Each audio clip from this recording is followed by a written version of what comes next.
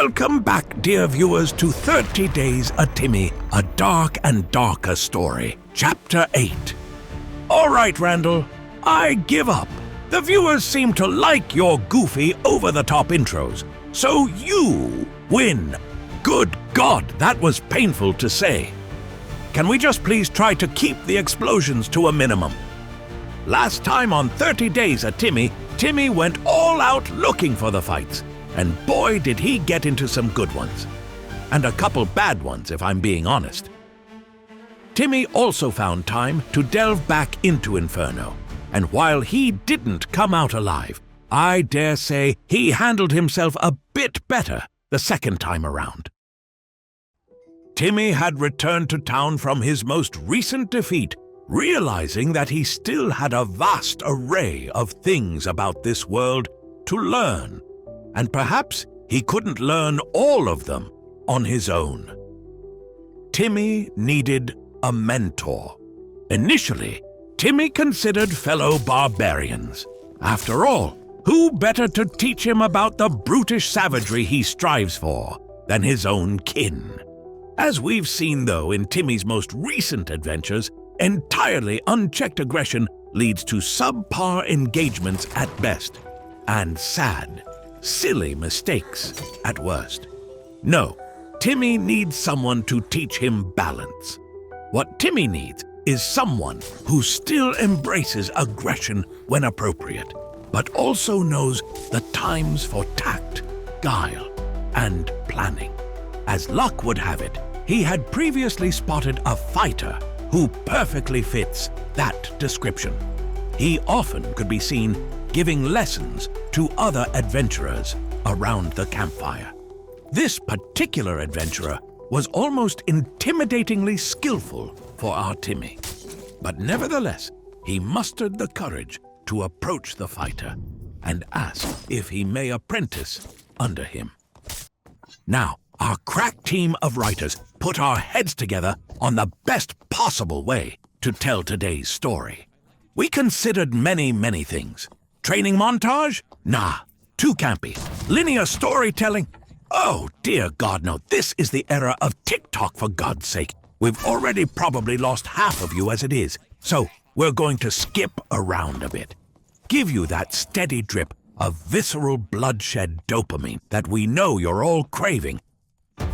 We now join Timmy and his new mentor as they set out for their first foray into the Goblin caves in search of some good hunts. At this point, Timmy has already undergone a fair bit of training and is excited to put what he's learned to the test. Above all else, though, Timmy is nervous. What if I just completely embarrass myself in the combat to come? Timmy worries. There's no room for that kind of self-doubt, Timmy. It's time to focus on the task at hand. As Timmy's mentor snuffed his 6th lantern, he really does hate those lanterns. The two of them heard something in the distance. They both hold for a few moments to gather as much information about their prey as possible. Timmy's mentor leads the charge, his bow drawn. "He's looting! Charge now!" the mentor shouts. Timmy quickly charges in, and by the time the opposing fighter realizes what is going on, his fate is already sealed. "Where's the other one?" Timmy frantically looks around. But there is no other combatant to be found. This poor soul seems to have strayed into the wrong dungeon. The two continued exploring for quite some time after that, slaying goblins and snuffing lanterns with extreme prejudice, until finally, Timmy's mentor hears the sound of combat in the next room. What's more, he's able to identify a rogue simply from the sound of a dagger. What finely tuned ears he has. At his mentor's behest, Timmy happily bashes down the door, charging in. This is what he was made for. The rogue immediately disappears. Focus on the barbarian, our mystery mentor shouts. But Timmy sees an opportunity he simply can't pass up. The rogue now incapacitated. Timmy can shift his focus. However, he realizes that the barbarian is dead set on slaying his kin. Timmy thinks, "I'll buy my mentor time." This barbarian is giving him absolutely clean stabs at the back. All the while, though, Timmy's mentor has a similar idea. How perfect it would be if Timmy slays both of these combatants right out the gate. Timmy continues to try to divert attention while chugging potions, but eventually falls to the barbarian's axe. Immediately, as if flipping a switch, his mentor turns on the aggression. The barbarian stands absolutely no chance against such an overwhelming foe. But at the last second, a pesky goblin steals his satisfaction. Not too long later, Timmy's mentor is able to revive him. The pair then return back to the site of their encounter to loot up and continue on with their delve. Timmy was admittedly a bit embarrassed with his performance towards the end of that last fight, but it was nothing that the two weren't able to sort out with a bit of communication improvement. Timmy thinks to himself, "My, adventuring in this world with another presents new opportunities to grow as a barbarian." There's no time for introspection though, Timmy. Those portals are open, and your new foes are right in front of you. Just look at that technique. Let's watch that again. And with one more swing to the head, down goes the cleric. Huzzah! While Timmy misses the fighter, his mentor strikes true. Down the opposing fighter falls as well. Now, if only Timmy could calm down enough to stop swinging recklessly. The two deal with the centipede post haste and exit the dungeon with 5 whole successful hunts worth of loot. An absolutely amazing first delve for Timmy and his mentor. Now, you might be wondering, where on earth did Timmy learn that jumping technique? Well, dear viewer, for that, you'll need to listen to the rest of the story. My, that was exciting. Now, where were we with our story of how Timmy met his mentor in the first place? Oh, right. After returning from a particularly crushing defeat, Timmy decided to sit down at the campfire that he so often saw the fighter huddled around and just float the idea plain and simple. A favorable response. The fighter had in fact observed some of Timmy's adventures to the dungeon and even already had some ideas on how Timmy could improve. It won't be easy though. I'll design a rigorous training plan, and it's going to force you to think about combat in ways you've never considered. Will you challenge your preconceptions? Timmy accepted this challenge, and the two formally exchanged names. Timmy's new mentor was called Blin. Now, dear viewers, before we continue on, I want to take a brief moment to recommend that everyone check out Blin's channel when they get a chance. He's creating some of the best educational dark and darker content out there, and as you'll continue to see in some of the coming footage, his fighter play is truly astounding. Speaking of educational content, let's check back in on Timmy's training. Timmy is learning the fundamentals of how his opponents will attempt to block his assault. It didn't take long, though, for Timmy to learn something incredibly enlightening, even at this fundamental stage. That right there. Did you hear that clanking sound? Timmy learned that that's something called a handle block. And by golly, those have been a big problem for Timmy all this time, and he just didn't know it. Timmy's going to need to watch his spacing much better against shield users in the future. Timmy also is himself interested in furthering his abilities with the shield. So while this is great offensively, he will eventually be able to implement these same tactics on the defensive front as well. Fantastic! We'll check back in on Timmy's fundamentals training soon enough. But now, let's take a look at their next delve into the dungeon. I know you're all chomping at the bit to see more of what mayhem these two can sow. This delve back into Goblin caves started out normal enough for Timmy. The pair ventured into areas he was already good and familiar with, but that all was going to change very, very soon.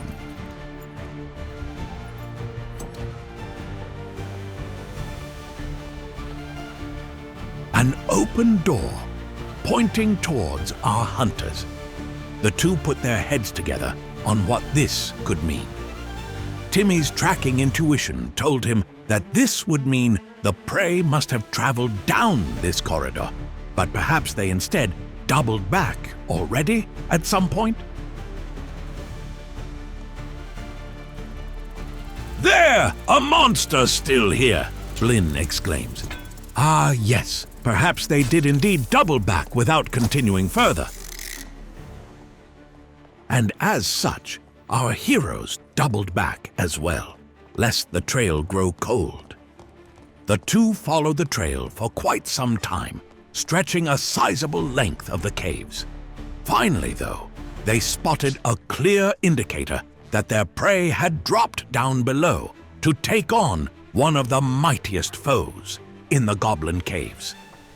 Timmy had only heard about the creature below, but now he not only would see it firsthand, but attempt to stop others from slaying it. My, what an experience this would be. A ranger and a bard, perhaps? Quite the mobile pair. Nevertheless, in Timmy and Blinn charge, both land solid hits on the ranger, but he still stands. For now. The troll lets loose a roar and then charges the two enemy combatants. What's Timmy doing? Just flailing around with his fists like that at a time like this? Ah, he was attempting to get out his throwing axe. Sloppy Timmy! Blinn sees Timmy lingering on the opposite side of the arena and shouts with all his might. It's going to turn to you next. You have to get out. Blinn's instincts point the hunters to head back upwards to cut their prey off. Time being of the essence, Blinn shouts, "Now's your chance, Timmy. Smash those doors." Whoops! Now even the doors are handle blocking Timmy. There they are. The chase is still on. They're shutting doors to bar the way. This is what Timmy was made for. This might be a new record for Timmy's longest chase. Door after door, platform after platform, Blinn and Timmy refuse to give up the hunt. Finally, the two foes have found the location they feel is most suited to stand and fight. I wonder, has that ranger had an opportunity to fully recover from his wounds? Timmy's swings this time are wild and premature. His excitement for this hunt is getting the best of him. Blinn, though, is on point and successfully corners the bard, bringing him down. The ranger continues to be a squirrely one, however. As uncatchable prey goes, he just may top the list. What's more, some other nearby hunters have now set their sights on him as well. Oh dear, this could be problematic. Timmy pulls back to regroup as Blinn snuffs out the nearest light to give the two of them a bit of cover. Time to devise a new plan. The two listen closely and hear what seems to indicate that one or more of the enemy combatants have dropped down to the floor below. Astonishingly, the ranger is still alive. Again and again, Timmy and Blinn encountered that ranger, but each time he slipped their grasp. For brevity, we're going to skip ahead a bit now, but take this narrator's word for it that that ranger is bar none the most evasive prey Timmy has ever faced. Finally, though, after executing a cunning plan by Blinn for Timmy to corral the ranger into an ambush, the ranger falls to Blinn's sword. Well fought, Ranger Cyphra. We look forward to the next opportunity to chase you through all of Goblin Caves. The two weren't able to ever catch that other group that they spotted for a brief moment, and eventually opted to go ahead and return to town. All in all, a successful dungeon delve. Still though, Timmy can't help but feel that his performance that time was a step back from the first run. Timmy needs to adapt a bit better to agile foes, such as rangers and bards.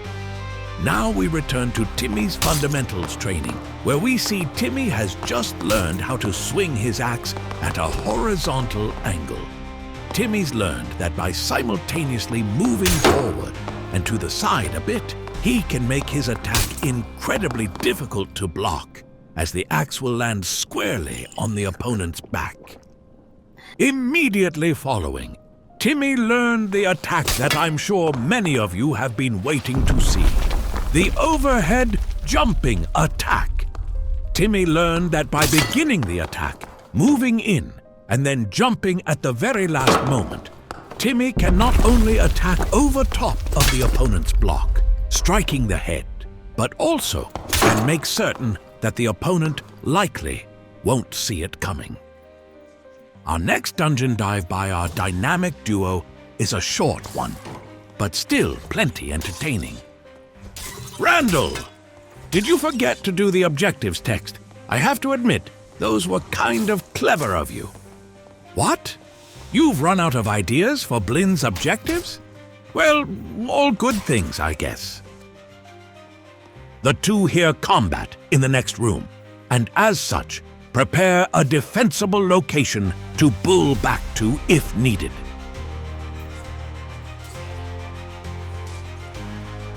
In the opponent's charge, it appears to be a cleric and a druid. They focus down Blinn with a quickness, the druid's spear striking true. Timmy sees a small window to even the odds, as he's already gotten several clean hits on the cleric. After one more hit from Timmy, the cleric falls to none other than the druid's spear. But down Timmy falls a moment later. Still, Timmy felt vindicated in this encounter. A much better performance than his previous delve, even if they had lost.